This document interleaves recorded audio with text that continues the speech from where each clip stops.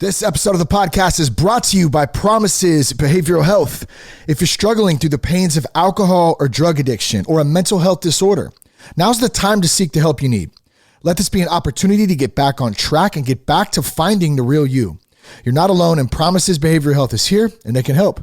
Now, we've worked with Promises for years. We know their teams personally. We have some great relationships with them. And most importantly, we trust them, and that means you can too. To learn more about Promises treatment options near you, for you, or your loved one, here's what you can do. You can go to promises.com/sober guy. That's promises.com/sober guy. Or you can just pick up the phone and call 888-205-1890. That's 888-205-1890. Tell them that you heard about them from that Sober Guy podcast. This morning and every morning on the way to the gym, I drink a no carbs company. NoCo, as it's also known by the can, is a beverage packed with branched chain amino acids, vitamins, and 180 milligrams of caffeine. It's also sugar-free and it tastes pretty damn good. Now it's 4 different vitamins, and it's available in 5 different flavors. You got Limon del Sol, you got Miami, Caribbean, Tropical, and Peach. And the BCAA, the branched chain amino acids in NoCo, are great for recovery. That's why I drink it before the gym. And the drink is carbonated, it's sugar-free, it's low-carb. It's just damn good, okay? Let's just leave it at that. It's super good. It's 12 ounces, and they also have caffeine-free options if you'd like to try one of those. You're not for the caffeine. So for more information, you want to get a case of NoCo, here's what you can do. You can go to noco.com. NoCo.com, it's NOCCO.com, and pick up your favorite no carbs company drink today. We had some fun. I hope you enjoy the podcast. Let's start the show.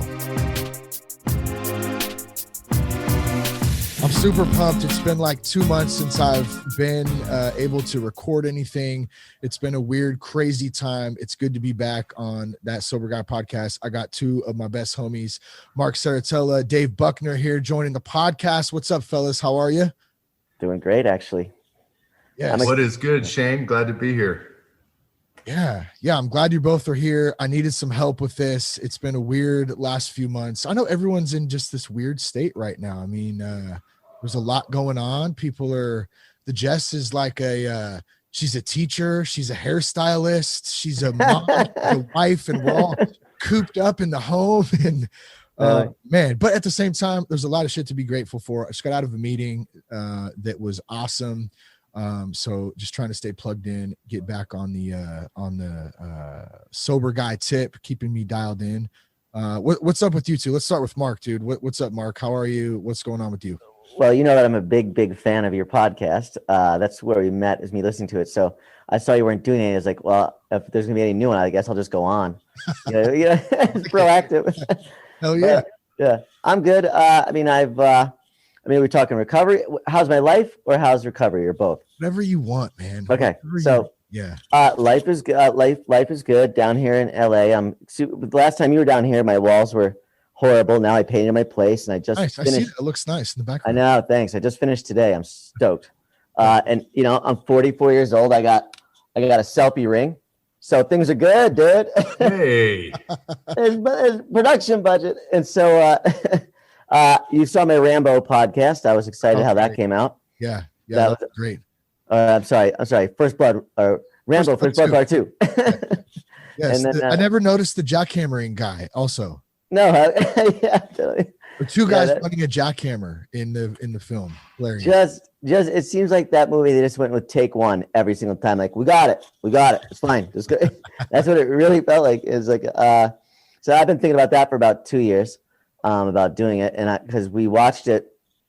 I watched that in I had an old place down in West LA in 2007. My ex-fiance left me, and I had a friend move into the living room, and we were smoking weed, and this is when it was the fun. You know what I'm saying? It was fun with problems. So this was the funnier, and it came on, and we could not stop laughing. And I was like, this is so silly and stupid, but I love this movie somehow still. And then we saw it like 10 years later, and we were sober. I was like, was this movie funny or were we just baked? And we watched it. We couldn't stop laughing again. So I've been thinking about breaking down that movie for years. And with the pandemic, I got to it. And it's a lot of work. It was, dude, it was a lot, so Dude, much I was work. watching it and I was like, holy, this is a lot. This is a lot of like post-production and going back and forth and stuff. It was good. I taught myself how to edit. Where can I watch this? Where can I watch this? I'll text it to you. You gotta send me the link, Serritella. I will. It's on my website too. markscomedy.com. If you see up top, it says Rambo 2 breakdown, or it says Loch Ness Monster podcast. I'm sorry, because it's called the Loch Ness Monster podcast. But then, I taught myself how to edit to do that. And that saved me like $2,000. And so with this pandemic, right now I'm at month 2 or so of doing really well. I started antidepressant on Thanksgiving called Wellbutrin, and I take this drug now, Trexone, and it's been really working, thank God. Because the program itself just wasn't working for me. I needed something else. I just did that. Yeah, I didn't know that. So I'm glad to hear it. Yeah, and it's got me definitely focused and doing stuff and calmer. Yeah. I'm gonna put for everyone listening, I'll put those links in the show notes so you can go there, find them too, website, that stuff too. And I just want to point out, and then I'm gonna pass over to Dave here.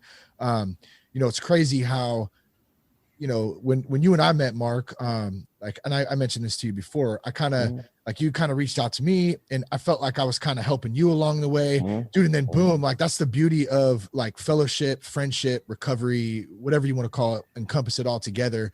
Then all of a sudden you see like, man, I don't know, something's kind of up with Shane. Like I should probably hit him up. And you hit me up, and you and Dave both kind of helped get me plugged back in, in these last few weeks and stuff. And so I appreciate that, bro. Same with you, Dave Buckner. I'm happy to see your face. You're out in Idaho now.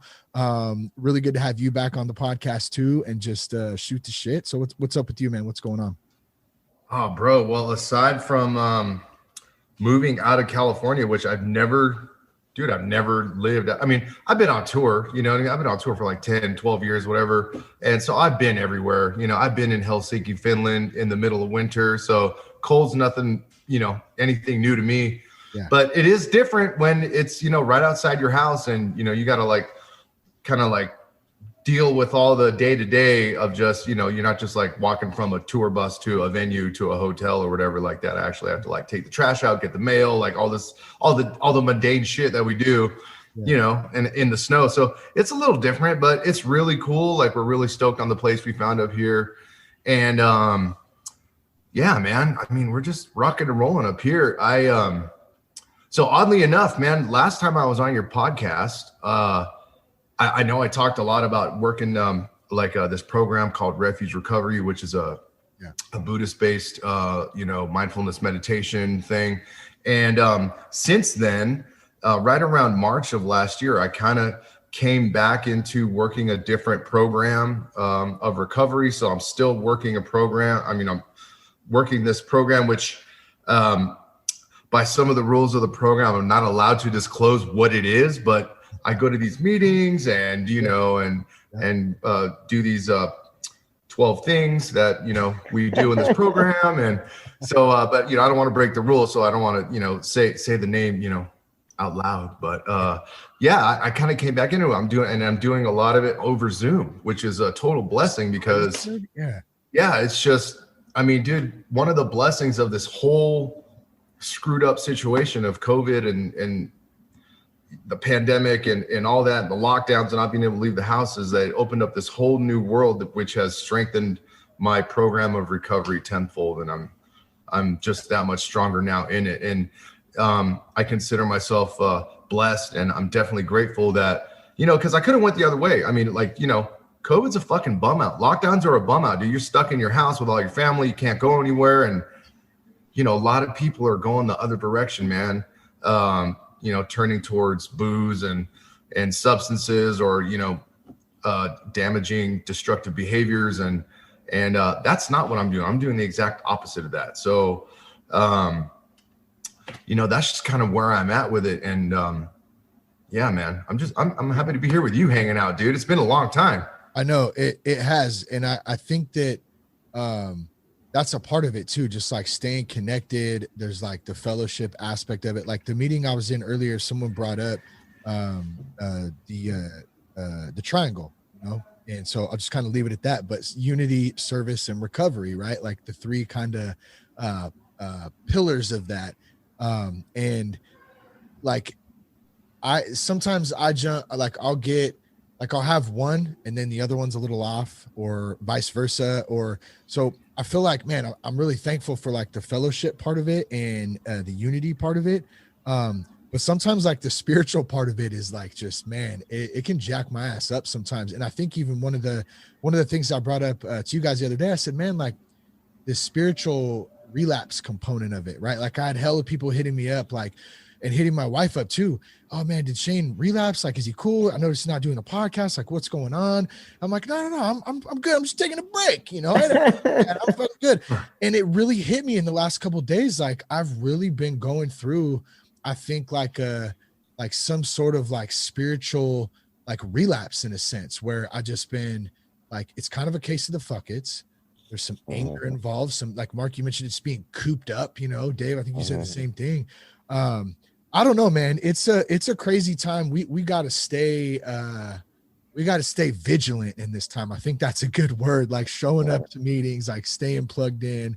And it's been hard. Like there was someone else too who just said, you know, and I said this 2 weeks ago, I just don't really fucking feel like being here tonight, but I'm here. You know what I mean? Really? Have you been there before too, though? Like you could feel me on that, right? Oh man, you know, like it's when I don't want to do it. That's the exact, you know, moment that I realize that's when I need to do it. Like I need to go to a meeting, you know, I need to do something for my recovery, either reach out to a brother, you know what I mean? And you know what I'm talking about, Mark. You know, we float around the same kind of circles, you know, Shane, like we're all kind of connected and stuff like that. So it's, you know, sometimes it's just about getting out of your head, picking up that phone. And sometimes that phone weighs like, you know, 10,000 pounds, you know what I mean? Sometimes somebody's calling you just to check in and see how you're doing. And I don't want to answer the phone. Like I'm in, you know, I go through, I call it my side hustle, but I have like a, you know, a component to my condition, which is kind of like a bipolar depressive thing happening. And I don't medicate for it. I meditate through it, you know, so that's how I make it manageable for me. But, you know, that being said, I still go through, you know, periods of time, you know, and usually they only last about 1 or 2 days, where I just, you know, it's that isolating behavior, you know what I mean? And it's something that I have to battle through. And, but normally if, you know, if someone calls me and I'm not picking up the phone, I'm usually in a heavy, like meditative, state, right? You know, I'm usually doing that work, you know what I mean? That inner work, that shadow work, that kind of thing. That is hugely important to not only my overall mental health, but my recovery as well. I mean, because it's all tied in together, you know?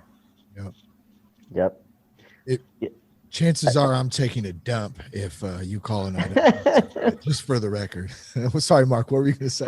Probability. Yeah, you know what? I believe that. I believe that shit. I'd answer for you, Dave, or you, Mark. Let's see. I'm taking a shit. Yeah. I think too with this pandemic, like a lot of people is like, it's your circumstance, how you feel about it. Because Shane, you got a lot of beings living in your house. Well, here I got me and my dog and my roommate, and I needed a break. You know, your life was full steam ahead. Mine was still kind of ping-ponging a lot. And so I think the pandemic I was able to slow down a little bit.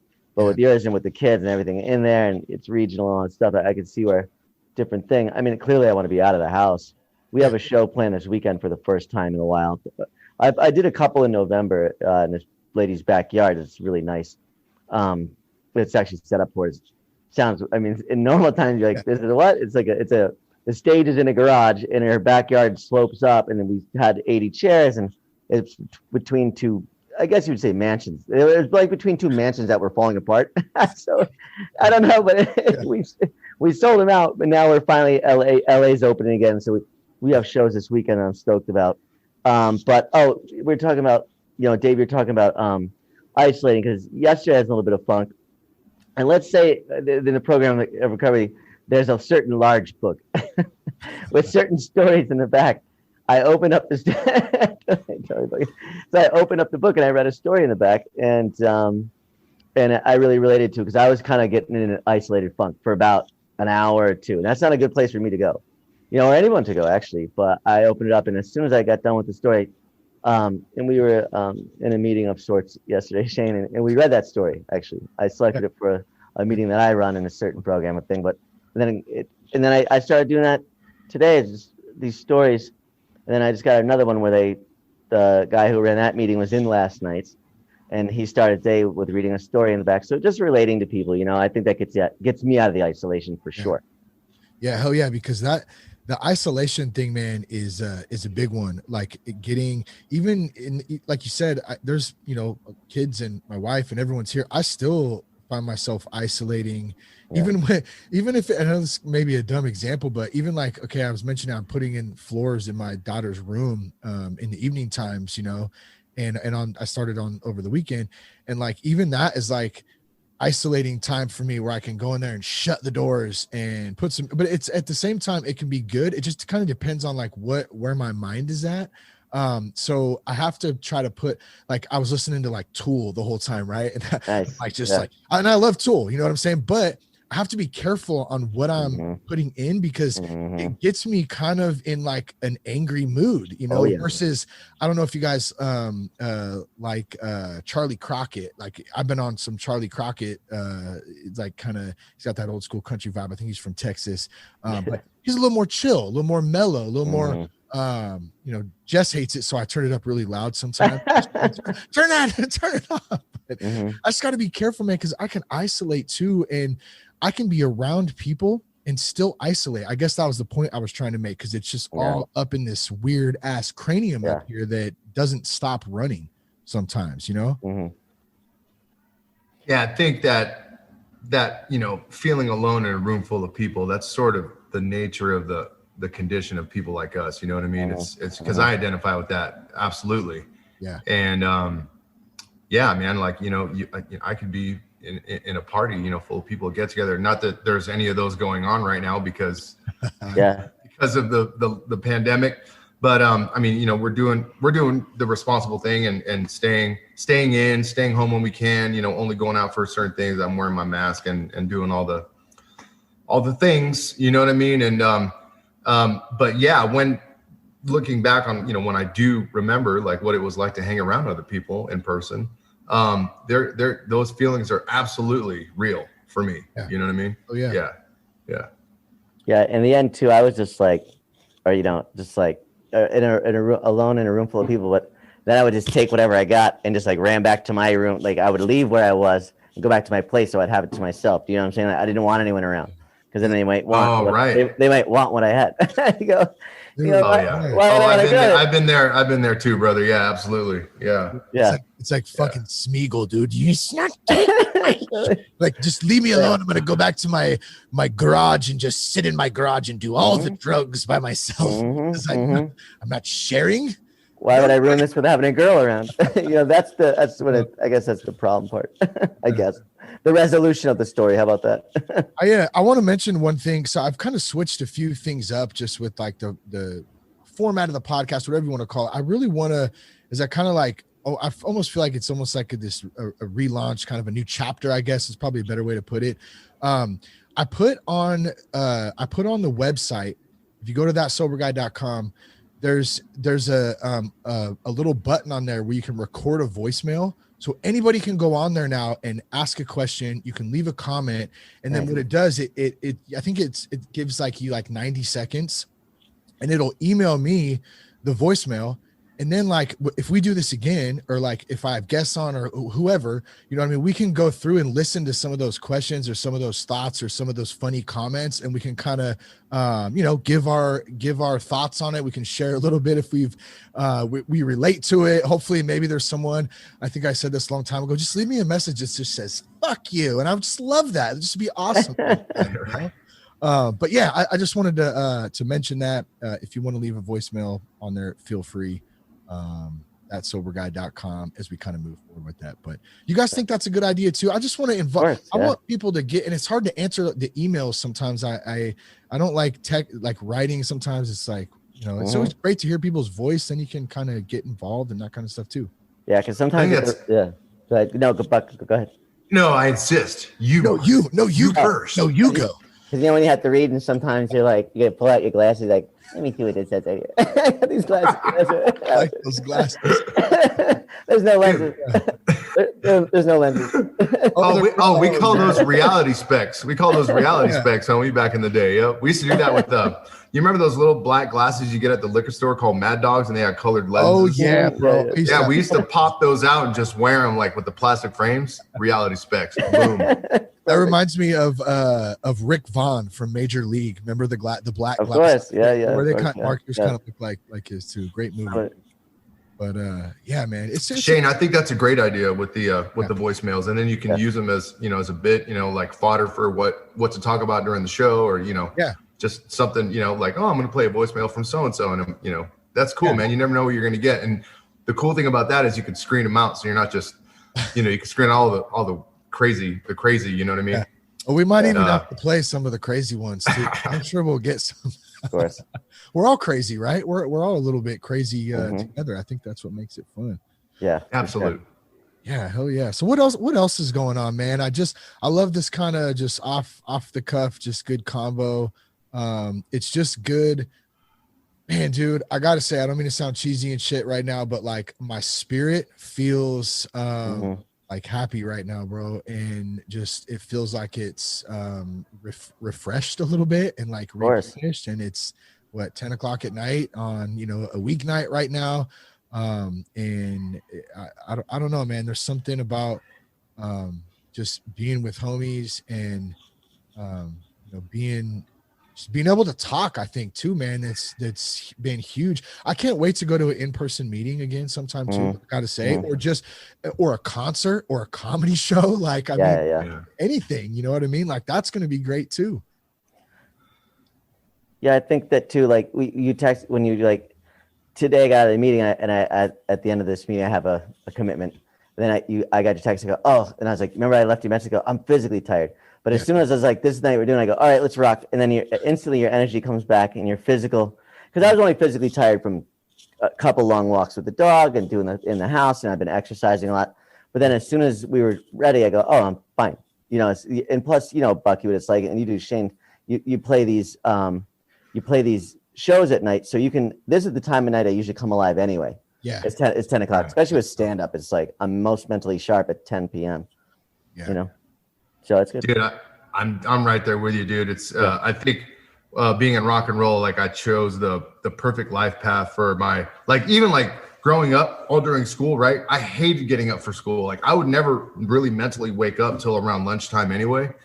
So the fact that I ended up doing something for my career that was like, I don't have to get up till noon anyway. Like, shuffle off the bus, go to sound check. And then the gigs, either we're playing between 9 or 11 at night, you know what I mean? And that was perfect. You know what I mean? And I'm a night owl, by nature, man. And so I hear that totally. And you know what I dig about this whole thing is that we're just sitting here hanging out, just like three homies, you know what I mean? And I know Shane from Vacaville, we hang out in person, but I've actually never hung out with you, Mark, but we're some of the tightest homies, you know what I mean? And we've gotten to know each other just over the last few months or so.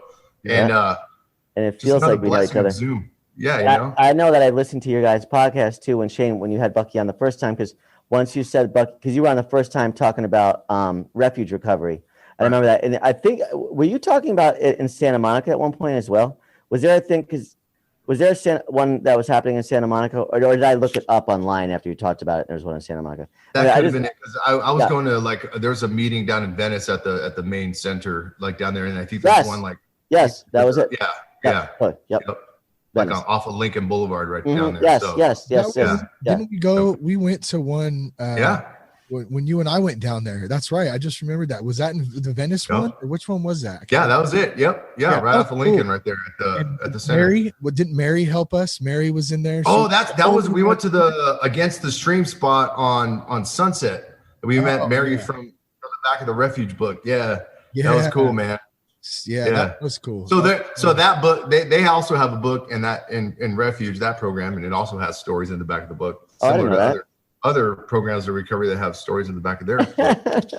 But it's very similar. I really enjoyed reading some of Noah's books, and one of the things that always stood out is how, and I don't know that he necessarily coined this or whatever. He's just the first person I heard say it. But when he talks about how the mind, he refers to it as the mind.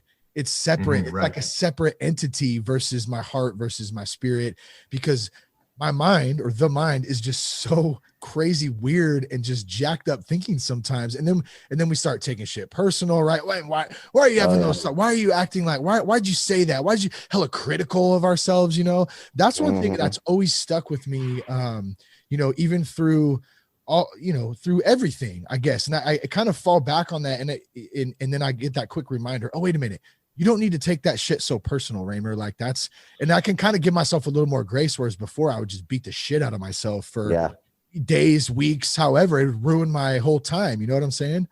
That's a good little tool. It is cool, man. It is really cool. That's one of the blessings of developing a practice of mindfulness meditation. And is that you can witness the mind and the body doing what they do, especially when you're in a seated, meditation position, and like, your body's acting up, you got like a twinge here, and like this is sore and that, and then the brain's doing like its thing, and being able to focus your attention on the awareness, like, I am the awareness that is witnessing the mind and its thoughts. And because I am who I am, a lot of those thoughts are fucked up and broken. Like, I have a broken brain, right? So but the blessing of it is that I could sit back and witness like those things and sort of like appreciate them for what they are, but I don't have to own them. Yeah. You know what I mean? It's like, yeah, there it goes. Yeah. Oh yeah. There's that one. Oh yeah. That was fucked up. Cool, man. Cool story, bro. And it's like, and becoming that awareness behind it all is really what it's all about. I like an analogy for that. And I was just kind of visualizing as you were doing that too. It's like my daughter and I were talking about this one day. It's like a sushi boat, or when you go to all you can eat sushi and they got the boat, the round, like you have different types of sushi you can pick, right? You can pick this one, you can pick that one. One of them's shitty. Maybe one of them's like great. You love it. It's kind of the same thing, like with our thoughts. We were talking about like those thoughts are running through my mind. You know what I mean? And they're constantly going. I can like pick out ones to focus on that are healthy and that are good, and then I can kind of learn to let the shitty ones like just go by. You know what I mean? I don't have to take them out and try them out and like see, and then they jack me all up and stuff. It was, I don't know. It was much better when I was talking with my daughter. No, that's easier said than done though. You're right. It is. Yeah. It's really difficult to do. And it's just to be mindful of in itself, Yes. Yeah. Cause usually once I get on a certain thought of a subject of let's say drinking or using, as soon as that enters, it's just a matter of time. It's either a fast moving train or a slow moving train, and it's done. But this last 68 days, and with this medication I've been taking, I can get out of it so much quick. I've only had 4 cravings in those days, and I can get out of it now. Like, it's not, I can do what you just said, where I go, okay, that was a little thought I had. It doesn't mean it's going to happen, where that was not the case before. And Shane, you've seen me in action. Famously, I was supposed to do this podcast. I had you down to LA and I didn't show up to it. And okay, I had 125 days at the time. Quick. We've never shared this story before. You brought it up. Can we share it really quick? Of course. Now I can, because I'm over it now, because I'm here. But I perform at the Hollywood Improv all the time, and I brought you down because I was a big fan of your show. And then I was like, okay, I'm going to do it. But then I was going to have to declare to the world that I had this problem in a building where I do a lot of my business. Yeah. And so I was like, I can't do this. I don't think I can do this. And I was like, how can I get out of this? And the only thing I could think of was the best way to get out of a sober podcast was not to be sober that day. And you had come in tonight to dinner the night before. And I was like, well, and I also had a backup though. I had Joe, my partner, who has 22 years. So I was like, but I think I played it small, where I was like, okay, I got to back up. And Joe was my partner on my shows, and he's so trustworthy and so like, he's like a brother to me. And he knows that building so well that but I know that if that happened, that I would never do that now. Do you know what I'm saying? And not just because of the last thing, but it was like, I just wasn't ready at all to talk about that. Because remember I had done your podcast and we kind of alluded to stuff, but I was like, I wouldn't really allude to, it's like, it's a process, it's tough because, it's not that there's plenty of comedians that are fucked up, but it's just like, it was one thing. It was something about bring it to my business. You know what I'm saying? Totally. Where now I could do that. Even though I set it up on the back end with the managers, it's a whole other thing to record it and put it out there. And but now I feel a lot more solid with it. And it's this medication has done for me too is it's had me the ability to be focused and have one thought, because I haven't felt this well about myself since I was probably like 7 or 8 years old. And not because I have low self-esteem. You never be around me like, you got low self-esteem or you're depressed. But I feel like my brain is working correctly. You know what I'm saying? Yeah. Dude, I'm proud of you, bro. Like 68 days. I know it's been, there's been ups and downs. And like one of the things that's so great about that story, number one, it's funny, right? Now we can look back and it really, it's a testament to a couple things. Like, people are going to be ready when they're ready. Like you're never going to you're not going to be able to tell, like I have people that I love that are still out. Like I'm not going to be able to tell them that you need to do this and you need to do that. And this is what people need to figure this shit out on their own. I'm still figuring it out. You know what I'm saying? Every day is a new day, but also what it did, it's really a testament to the program, to staying connected, learning. Is like back in the day, I might have been like, man, fuck that guy, Mark. What an asshole. How could he do that to me? And me. I really, in the moment, it was like, oh shit, like, what am I going to do? And we worked it out, but I was never like angry at you about it. I was never like, man, fuck him. Like I really truly understood, just because I go through the same shit myself. Like that could happen to anybody. Like, it is what it was. I had you in good hands too. And I had you in good hands, and I knew that, but the thing is, what I would do this time is like, I would not have you in good hands. I would just do it myself, because I had a backup plan. I should not have had that. And then, exactly. But also, with this thing, I was saying about it's the best I felt since a 7 or 8 on December 7th. I had this really, I'd probably like 2 weeks into it. And I had a really intense dream about my childhood best friend, Jeff. And I was at the park the next day with Rio, park I go to every morning over to my house. I think we went, Shane. And I was like, God, that's so weird that you had such an intense dream about Jeff, who was my childhood best friend from 3 until 13. I lost my virginity to him. No, I'm kidding. That's not true. No, that's not true. And so I go, why would you think about Jeff like that? And I go, oh shit, it's December 8th. It's his birthday. And I text him. I go, I have his phone. I go, happy birthday. Am I wrong? He goes, what the fuck? He goes, great memory. I go, dude, I dreamt about you last night. Then we just kicked off a whole thing of, because we talk like every 3 years or 4 years, but his phone number's in my phone still. And so that was cool. That's it. No, that's good too, to have, like, when you have those homies that you ain't talked to in months, years, and you have those people in your life that you can just pick right back up. It's like you talked to him yesterday. You know what I mean? Right. That's far and few some days. What about you? Oh, and he's sober too now. He has 2 years. Oh, nice. That's it. I didn't know that though. That's it. Yeah. That's dope, dude. All right, I have a question. Are we recording this? Are we recording the video as well as the audio to throw up? Because I look good today. Look at that. Yeah. Real good. Yeah, I don't know. I hadn't really thought. I'm recording both. I hadn't really thought about. I usually always just put it out audio. Yeah. I think you should do both. I got the selfie light on for a reason. Right? Yeah. Mark's got a selfie light on. Like I'm looking all like. Yeah, you look great. Rugged right now. I'm looking like. I created a new, because, and I don't want to get into all this shit right now, but I don't have any social media, like as far as like kind of the Twitter, Facebook, Instagram. I thought you blocked me, by the way. That's when I reached out. I go, I just fucking deleted everything. I couldn't get anymore. But I did start That Sober Guy podcast Telegram channel. So it's got its own channel. I can post shit in there. People can comment and do all that kind of stuff too. So that'll be up in the show notes, and maybe we can just post the video up in there. I can share it with you guys if you want to post. Yeah, that'd be cool. But, oh man, Shane, please loop me in with that, because I just got Telegram, so I want to. Yeah. I don't know how it all works. I have no idea learning what too. caveman in a spaceship with this thing. So Instagram was easy to figure out. I haven't had a Facebook or a Twitter in forever, but Instagram is pretty easy. Instagram was my last holdout, of like, and I'm still, as we were talking about earlier, I'm doing the Bernie memes. So, but I was taking a break. I had like 3 weeks off. I was just chilling, dude. Like, you were off for a while before that, right? Even before that. Yeah, I was off for a good few months, like maybe six months or something like that. And then how I got back in was, last year was the 20th anniversary of my former band's first major label record. So it was Papa Roach Infest 20-year anniversary, and we were doing a special event, which I was part of.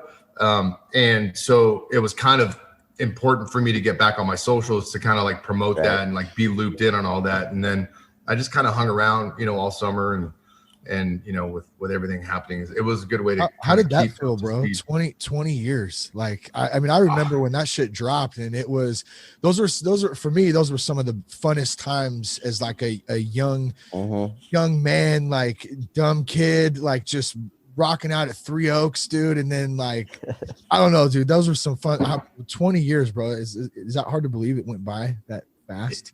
Dude, it really is, man. Cause it just makes me think like, so when I was a kid, like, 12 years old, and I was just getting into like, I mean, don't take it the wrong way. I'm not trying to draw a comparison, but like, let's say when I was getting into like Zeppelin or like the Doors or, like that my early education in music and like learning about all this rock.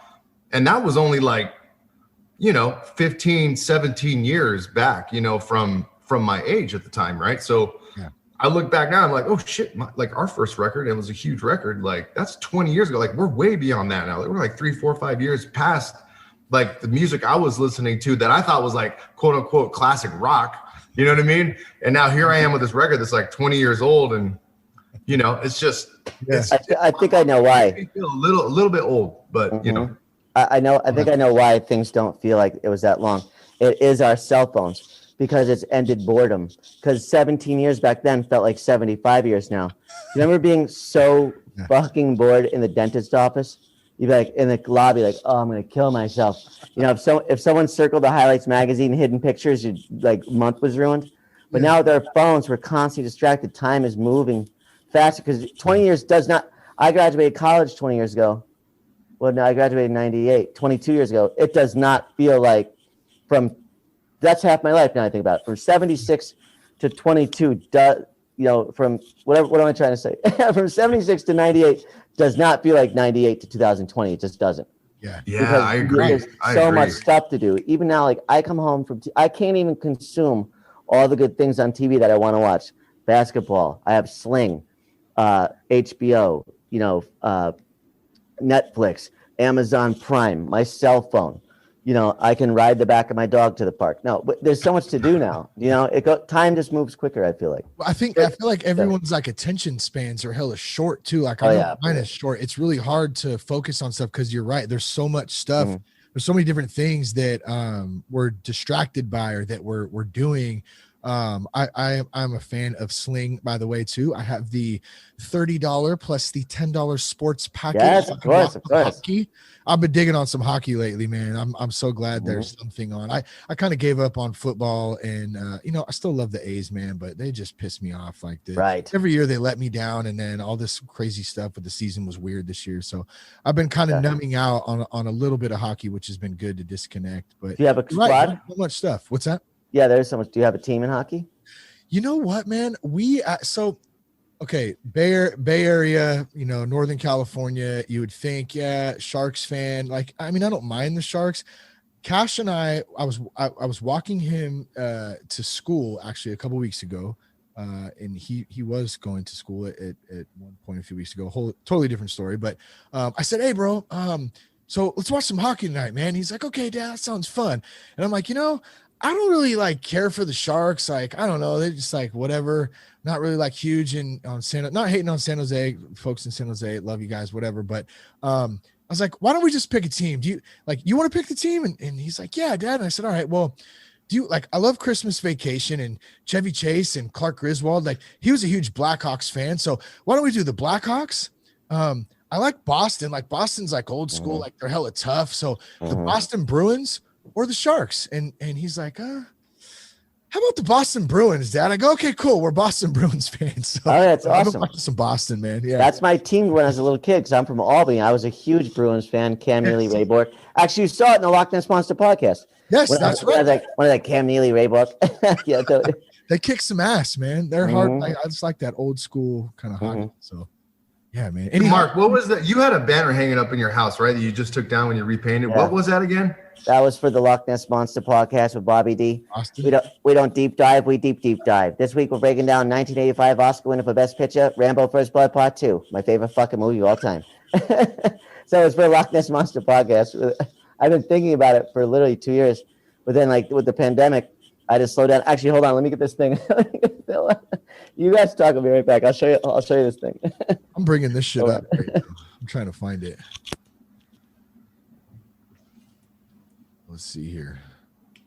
Bro, let's see. By the time this airs, I don't know when it's gonna air, but so as far as my concurrent time, we have oh shit, look at that. Have you seen Rambo? Wow, the Tin Man. Look at this guy. Have you seen Rambo 2? Wow. You remember the arrows in Rambo 2? The golden those arrows that explode, the tips. Yeah. So I had to paint my face gold, and I was like, I'm the fucking. I mean, it was out there. You know what I'm talking about? Did you see Rambo 2, Buggy? Because you're staring at me. Okay. No, that's where he goes. Is that where he goes to Afghanistan? No. He goes to like he's in Vietnam, and he shoots the Vietnam. arrows, and they explode like a village or a thing. So I know what you're talking about. Yeah, I remember that. Mud. He's all muddy and shit, and they string him up. So that's that. Hold on. I'm finding it right now. That way I can put it in. Oh, you got COVID King in here too. That's a good one too. Damn, you got that's doing the good. medication's working. Oh, you can't hear me, huh? You can't. I made that out of paper mache, but it took forever to get everything kind of together. Really, what took forever is the editing. I just came across COVID too. Because I'm on your YouTube channel right now. I want to make sure I post. I get the links and put them on here. But the COVID King, where the hell did it go now? Oh yeah. Wait. What's the backstory? Like you wore that for the whole podcast? I interview myself because I go. I'm just this character Bobby D, and I go. We got an exclusive interview right now with the explosive arrow tip, and this guy comes in and he's all fucked up. the arrow is from the '80s, and he's just clearly he has a little bit of white powder. He's clearly on blow. And Jesus! I don't want to ruin anything. I'll send you the link. Send me that link, dude. I got to see this, man. This is great. Cool. I'm adding it right now to the show notes, so it will be in here too for anyone listening. And the COVID thing. Go ahead. Go ahead. No, I was just gonna say because what we were talking. I was telling Shane. We were just talking about. Damn, I forgot. Oh, Brady's back in the Super Bowl, right, with the Bucks. Yeah. Who are either of you excited about that or at all? I mean, the Patriots didn't make it, I guess. And who is the other team? Did they figure out? Do they have both teams for the game yet, or is it just Bucks and Chiefs? Great. So now everyone knows just how into sports I am not. So like I have no idea what's going on. I watch the Super Bowl like every year with my dad, and just as an excuse to like see the commercials and just hang out with my dad and eat chicken wings, and that's basically it, dude. You know what I mean? Yep. Yeah. Same here. That's probably I didn't even know that I didn't even realize the Super Bowl was on or that it was coming up or who the hell was in it at that. But I'm with you too. I don't know if we'll do. Usually my in-laws will do something, but my mother-in-law will make a shitload of food. I'm down for that. Just kicking it and eating a bunch of grub. I have not been paying attention to any football, but I feel like it kind of like hockey for me served its purpose to just like kind of check out a little bit and just like relax. And then plus you get to see dudes like I had it on in the background. My daughter got her TV taken away for talking back, and so I moved it out in my out here, so I have it right here. Yeah. So I'll put it on while I'm working, and I got hockey in the background. Dude, there was like 4 fights the other day. It was like a noon game or something. Just dudes just going at it. Good time. Well, you know what? Rodney Dangerfield made up that expression the other day. I went to a fight and a hockey game broke out. Right. That's Rodney Dangerfield. Classic. He's made up a bunch of things that we just say. If you look up Rodney Dangerfield quotes, he's made up a bunch of cliches that we just say now, and you don't realize like, that's Rodney Dangerfield. Yeah. Who's your favorite comedian, Mark? If you had to pick. Okay, so I got this thing where I go, because I wrote this article one time ago. Who do I think is the greatest besides the greatest? Because obviously you can go Richard Pryor, Dave Chappelle, George Carlin, and Jerry Seinfeld. Yeah. So who do I think is the greatest besides those people that everyone basically names? Is probably Patton Oswalt. I like him a lot. he has every special, every joke to me hits. And Sebastian Maniscalco, but Sebastian's huge now. I mean, he sold out, I think, Madison Square Garden 5 nights in a row. Yeah. And he was in that movie. What's that? Al Pacino, the Irishman. Sebastian. Yeah. Sebastian's Crazy Joe Davolo. Do you remember him? That was a dope movie. Yeah. Yeah. And I've known him since he was just a host on the weekends at the Comedy Store La Jolla. Because I started in La Jolla, and when I would bartend, you could see the stage from the bar. It was pretty cool. Very cool, actually. And he was one of the few guys I could watch every single set, even when he was hosting for the whole weekend. And I'd be like, same joke. I know how it's going to go. And it was still funny. Remember the Ross bit? He's like, the other day I was shopping at Ross, and he takes it and he throws it. And he goes, place. Yeah, I know. He goes, I bought a box of underwear. It was wrapped up in tape. I opened it up. It was a box of forks. Holy crap. So, yeah. You just reminded me when you said George Carlin too, like okay, so I'm not going any further than just all this shit that's going on in the world right now, right? Regardless of anyone's opinions or whatever. I don't give a fuck. I love the one thing George Carlin said about everything. He goes, it's a big fucking club and you ain't in it. Yeah. That's it. That's one of my favorites. And then I grew up, I remember renting at Hollywood Video back in the day. Actually one of my first jobs, by the way, too. I wore the red bow tie, and I tried to wear it. I had the fucking red cummerbund. I had to help people with their movies, but we would check out and then not return Eddie Murphy Delirious, the VHS dude, and in the red leather. That was one of my favorites too. How about you, Buckner? Yeah, dude. Like classic comedians or who like current comedians? Both. Dude, obviously, Eddie Murphy, Delirious and Raw. Like, oh my God, as a kid. And then, so like, I knew about Eddie Murphy before I even knew about Richard Pryor. Like, I only knew Richard Pryor from like, he was in movies with Gene Wilder. Yep. You know what I mean? Like that was, if anyone knows who that is, you know what I mean? Like, remember those old buddy movies they used to make? Of course. And, so then it took me, I just happened to get like my hands on a cassette of like Delirious. And I was like, oh my God, like, what is this?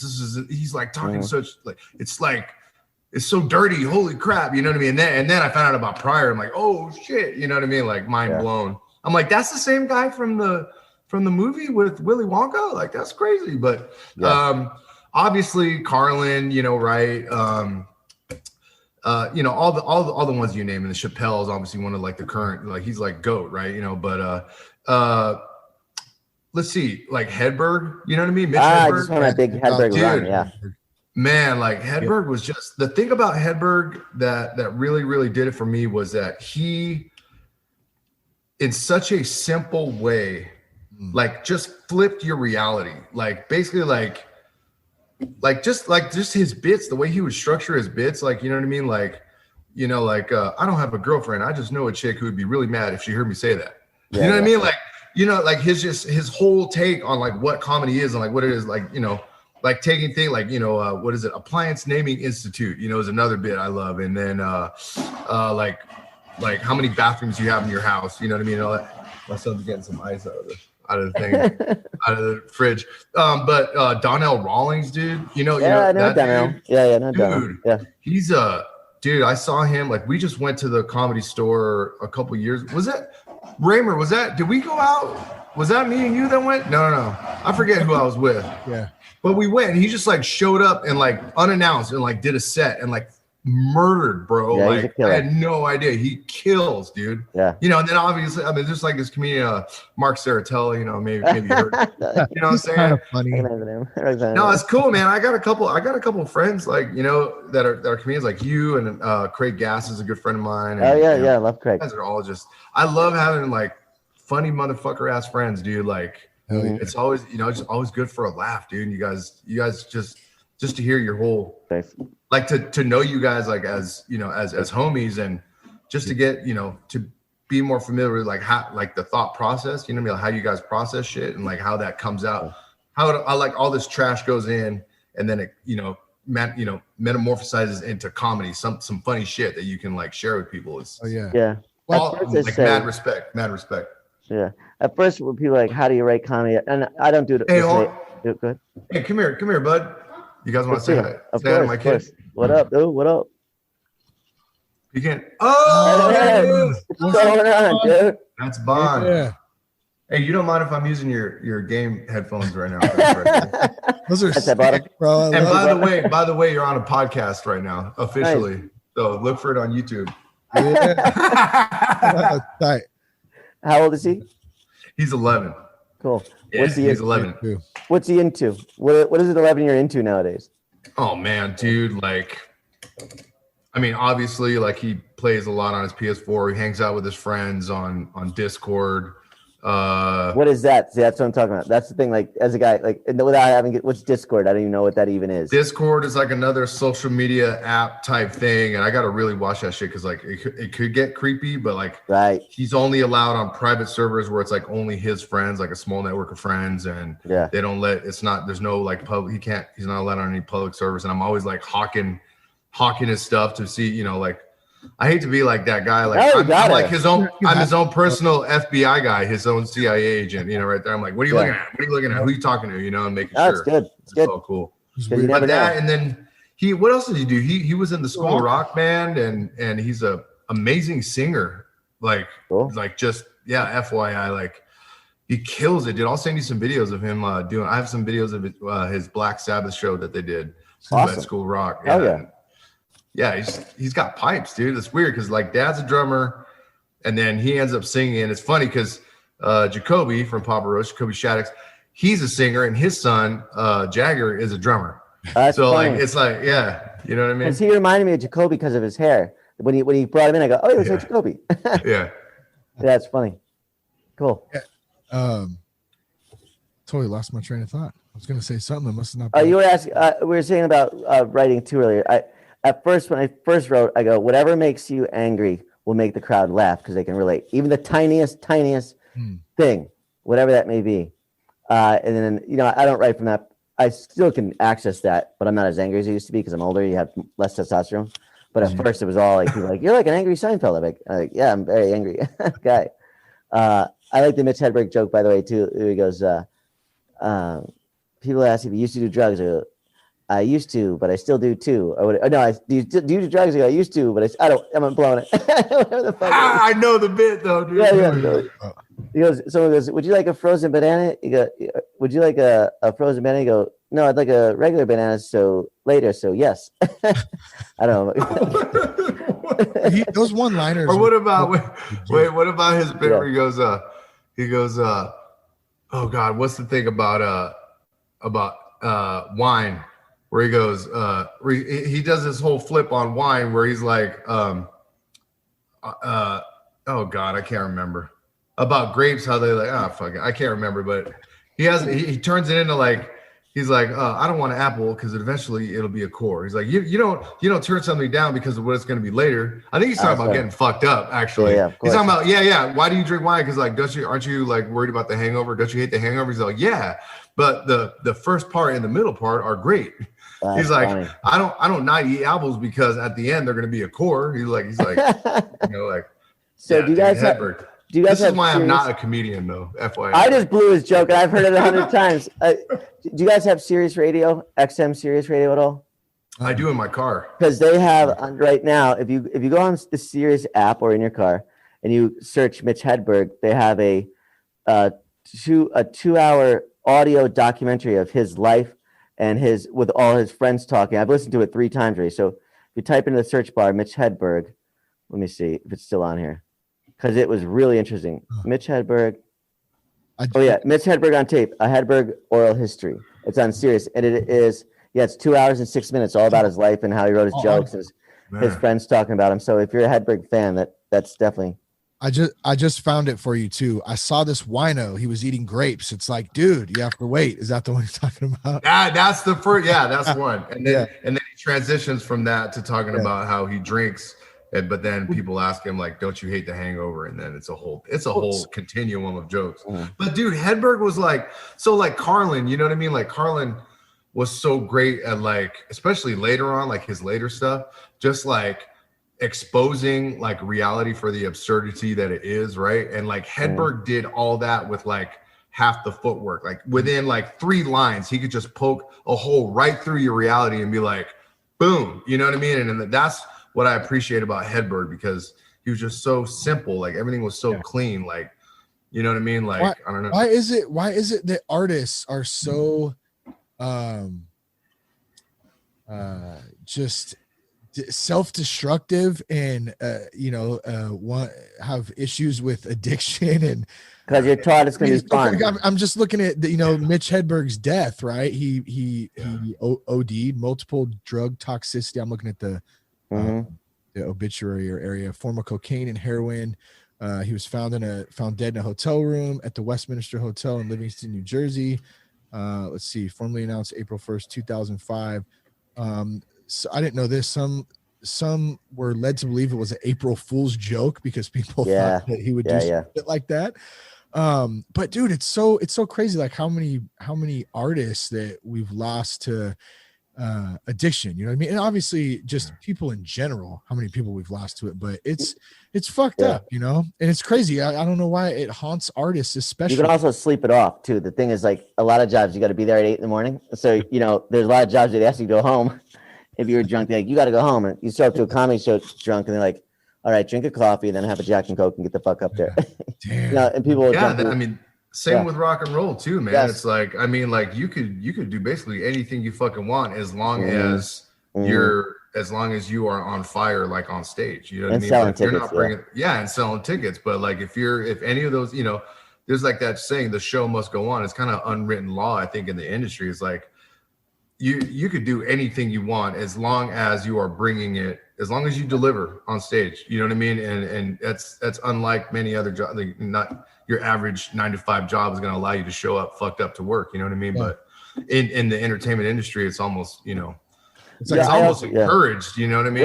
In a weird way. Yeah. Cause I think just as artists, as creative people, like I think we're just, kind of sensitive to that, more sensitive to that kind of thing. And I don't know about you, Mark, or whatever, but I know like a lot of my homies and me personally, like almost every bit of art that I've ever created was created out of pain. Like that's how I deal with pain, is transmuting all the negative shit that's happened to me in my life and bringing it out as, artistic self-expression. And but the other side of that coin is that when you're not doing that, you're left with like, the other 23 hours a day, or like when you're not creating or making music or creating your craft.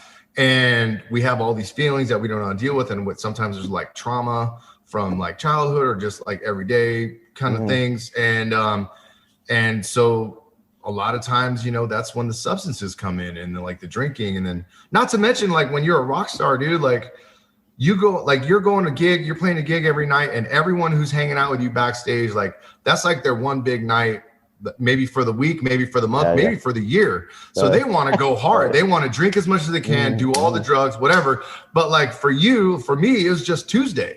Yeah. Right. You know what I mean? So like every night, like the bar is getting set so high. Like we want to party so hard because we're hanging out with you. And it's like, I don't know. It's further and further, huh? Every night. I might be rationalizing. No, you're not. Some of my craziest nights were on Mondays, because you come off the road and then the Comedy Store Monday night, and Tuesday night is where you go up. And so Monday night, I would do usually at the Comedy Store Tuesday, Wednesday, or Thursday, or the Improv Tuesday, Wednesday, Thursday, and then the road on the weekends. So that Monday I had the night off, but I go to the Comedy Store, and it was just a disaster from there.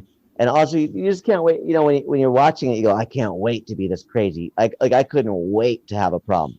And then I didn't realize it was going to be so hard to get out of.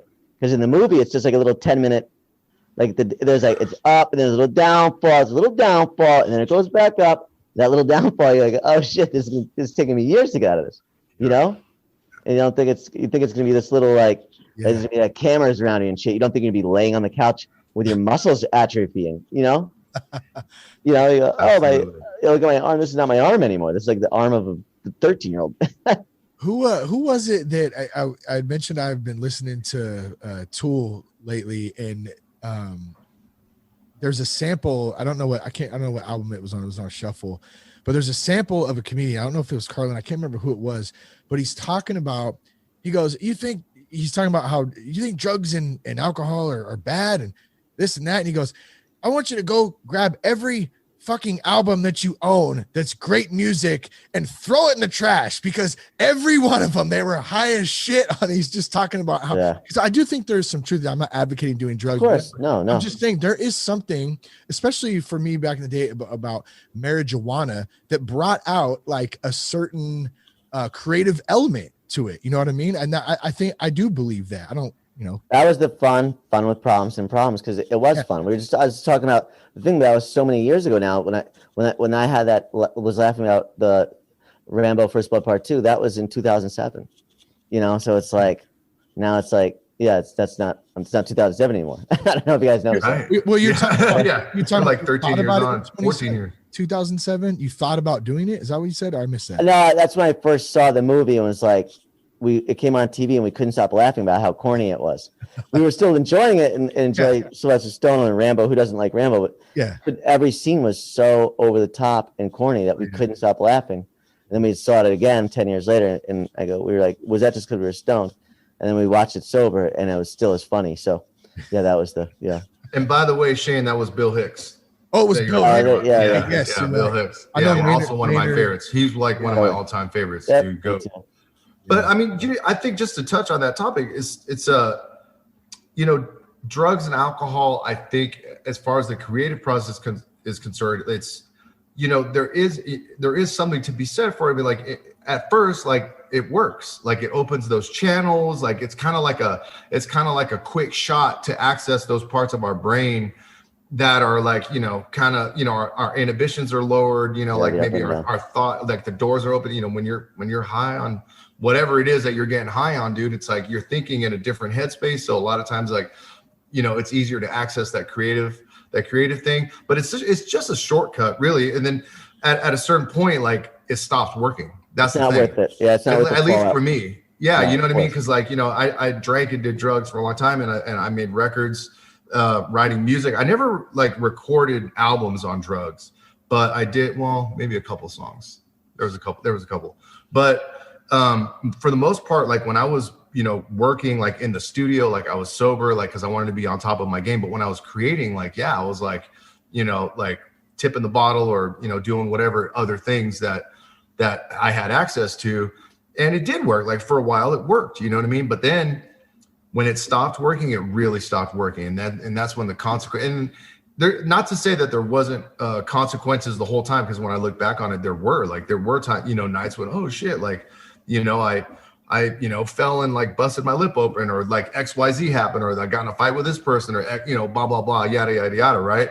But we kind of like, glaze over those things until you really start focusing on them, and you realize like, oh shit, like there's been these like really sort of dire consequences that have come with the use of drugs and alcohol. And when it stops working and there's just the negative consequences left, then you're really in trouble. And then at a certain point, at least for me, like it literally came down to a matter of life or death. You know what I mean? It's like, and you kind of get to this point where it's like, damn, dude, like I can't live, like can't live and I can't die. You know what I mean? And that's when you really are forced to like look at yourself and like go, all right, something needs to change.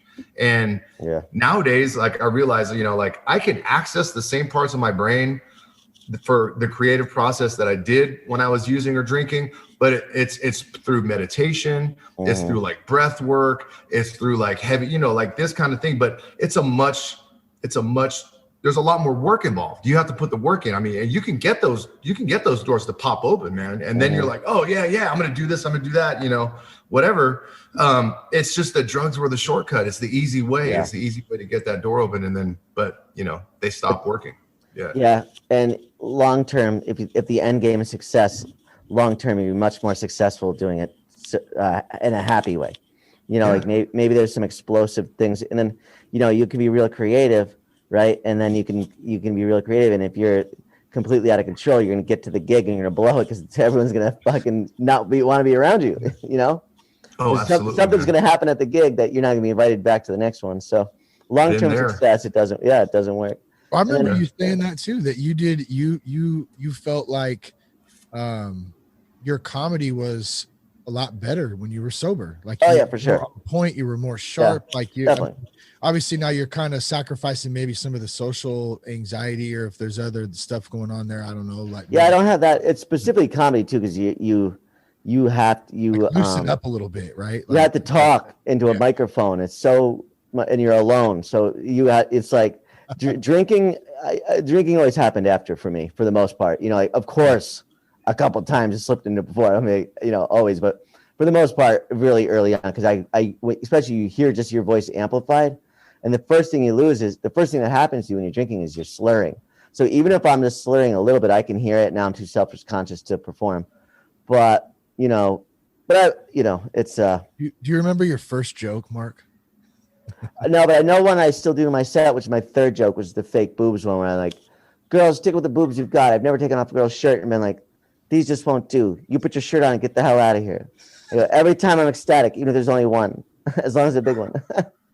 Yeah, that joke is the third joke. I remember when I wrote that joke in San Diego in 1998 at the pool. There's this girl at the pool. I was like, look at those fucking boobs. Then I was like, wait a second, what? You don't even need those. And I still did that joke. I did that joke the other night. No way. Yeah, I've done it on TV. I've done it on Comedy Central once, but that was on Adam Devine's house party, and probably about 400,000 people see that. So I go, all right, that ain't enough people for me to get rid of this joke out of my act. This is one of my better jokes. Plus, it's one of those ones I can just do. If I needed the set to go up like right away, I can go right into that material. You were on Workaholics at one point too? Were you? No, I was on Adam Devine's house party. Okay, maybe I'm getting the two mixed up. Yeah, they're similar shows. They're both Adam Devine things. And I did, and then I did that. I don't know. I did that joke on my AXS Gotham Comedy Live. It's a New York City show. And that's because it's Mark Cuban's channel. That had like 250,000. So I'd say 675,000 people on TV have seen that joke. And I go, not enough to retire it. Once it's on the Tonight Show, then I'll do it. And then I'll get rid of it.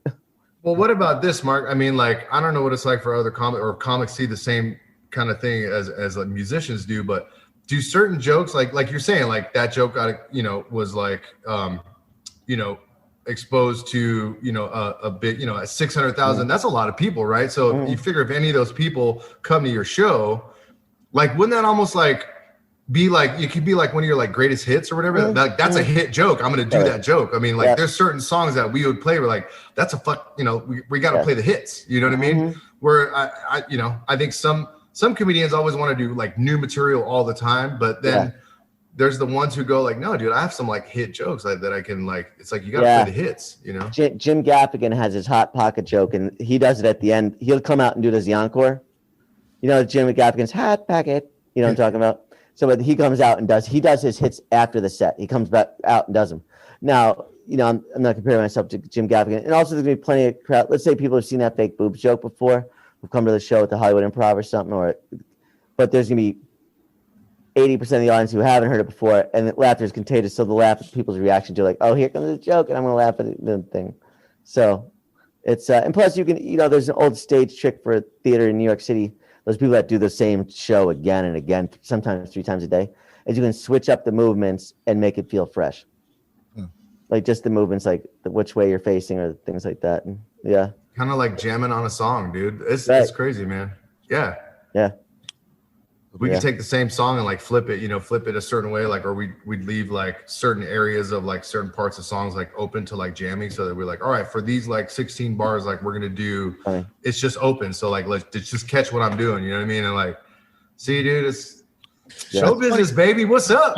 I was gonna say, no, that's funny because that's the same thing. Like, you can freestyle a set, whether you're doing music, whether you're doing comedy, right? And it's a different art, it's a different form versus writing, or versus kind of when you're more meticulous about things. And for like, even when I would just mess around on the guitar, even sometimes doing podcasts and stuff, it's so fun just to just get off and just riff, you know what I mean, and just go, just talk, or we do whatever. That it's 2 totally different things though. Yeah, I know with my set, at one point I was really written at one point because I could not talk to the crowd. I was so nervous. I didn't talk to an audience member for 7 years.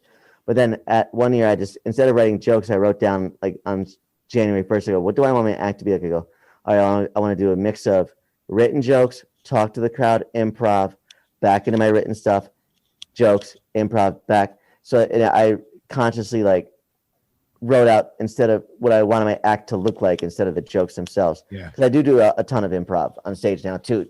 Just it keeps me engaged too. There's one video I saw of you just roasting the shit out of some lady. I have to find it. I don't know what it was, but you're definitely pretty damn good at like improv to like roasting shit, dude. I always someone was like, I was listening to Brett Ernst and Pete Holmes on Pete Holmes' podcast, and they were talking about crowd work, and I was like, why can I say anything I want to anybody? Like I can say legitimately anything I want. And they go, they can always tell when you're coming from the right place. Like I don't actually think someone is this or that, and so they can tell when you're joking. Some comedians like Mark Maron goes, I can't roast anyone. Everyone thinks I'm serious. You go, yeah, you have a very serious face, and it seems like you're not coming from the right place, and you're not because you're, but his written material is so great.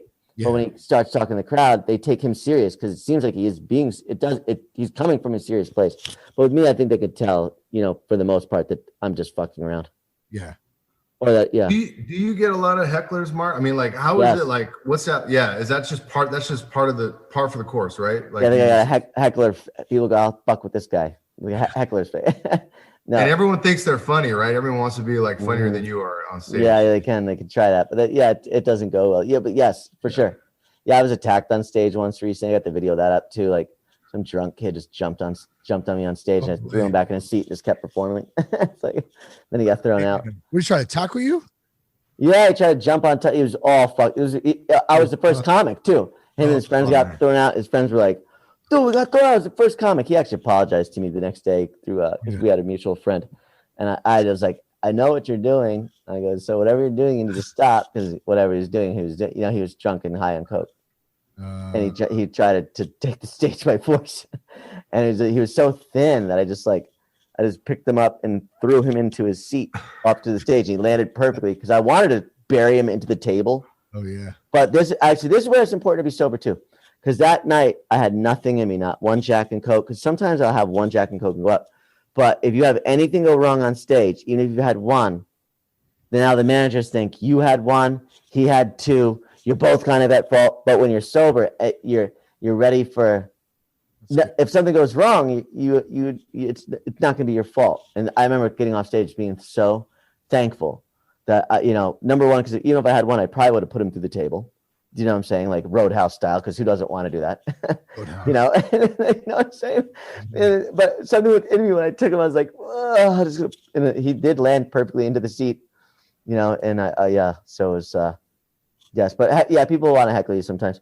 But it's usually most of the time it's a chick drunk on wine, because girls are used to getting attention. So there's like, oh, he got attention, I'm going to take the attention. I think I'm fine. But you're just like, here we go. And it's just like, so how do you handle? I mean, I know every situation is probably different, or it is different, but how do you handle something like that when you're keep it playful? Keep it in your mind that you're playful, even if you hate her. You know what I'm saying? Or hate that she's annoying you. You gotta be like, and we're being playful here, even if you're calling her a cunt. You know what I'm saying? You gotta.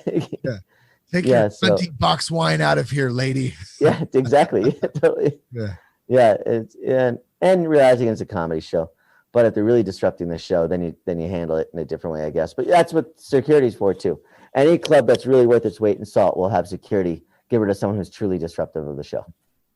If they're ruining your You just reminded me of something. Do you remember? So when we came, I think this was the first time. Maybe it was the second time. I can't remember, but I think the first time you went to the Comedy Store, because I sent you there after Fleming's, right? Yeah. Okay. Yes. So we went to the Comedy Store, right? And so we're standing in line, we're having a good time, Jess and I, and we're hanging out, waiting, and we finally get in, and they fucking sit us in the very front row, bro. Like, were you? I'm like, oh shit, man, here we go. I'm like, damn it. And so a couple people, it was a good set too. It was I think it was Annie Letterman was there, Bobby. Was it Theo Vaughn too that night? Oh, Theo wasn't there. That would have been awesome to see him. Brady was there though.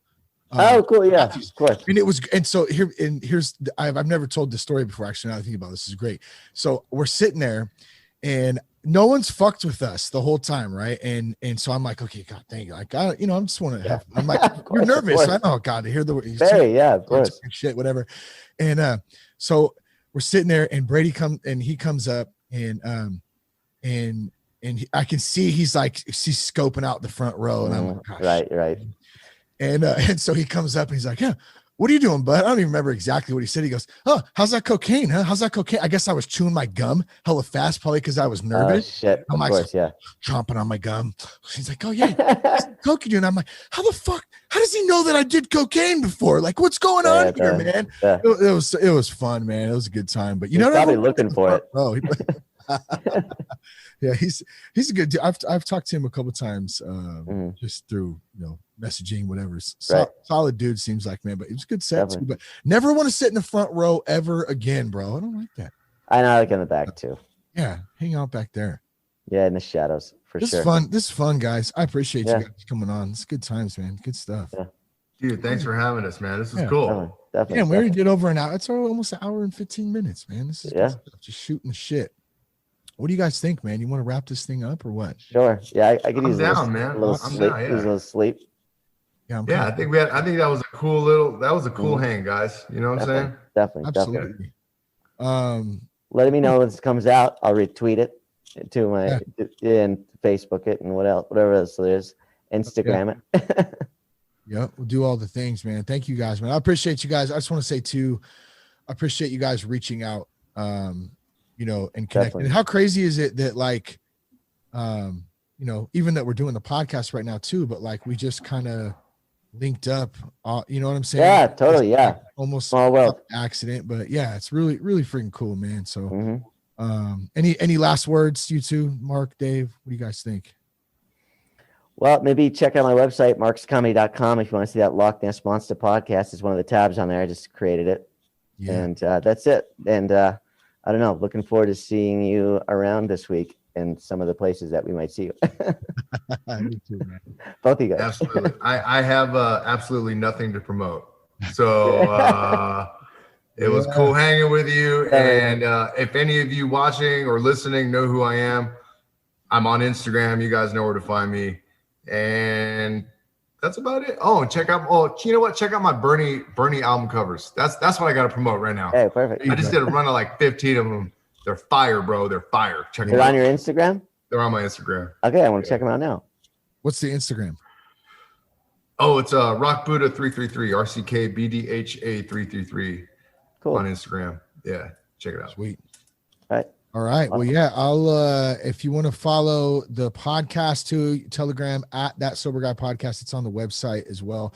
And then, hey, if anyone wants to leave a voicemail for the show, please do go to thatsoberguy.com and click on the little voicemail thing there and leave a message. And man, we'll have some fun with it on the podcast coming up. I feel really good right now, man, and I love you guys. I want to thank you guys again, man. Like this is thank you. Talk to you guys soon, man.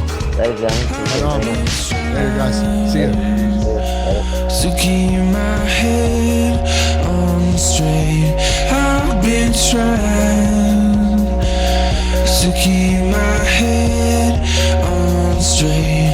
I've been trying to keep my head on straight. I've been trying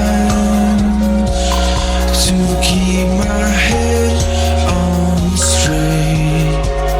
You still say that I don't know anything about you. Oh, I don't know anything about you, but I know what you do in the back room. And you still say that I don't know anything about you. Oh, I don't know anything about you, but I know what you do in the back room.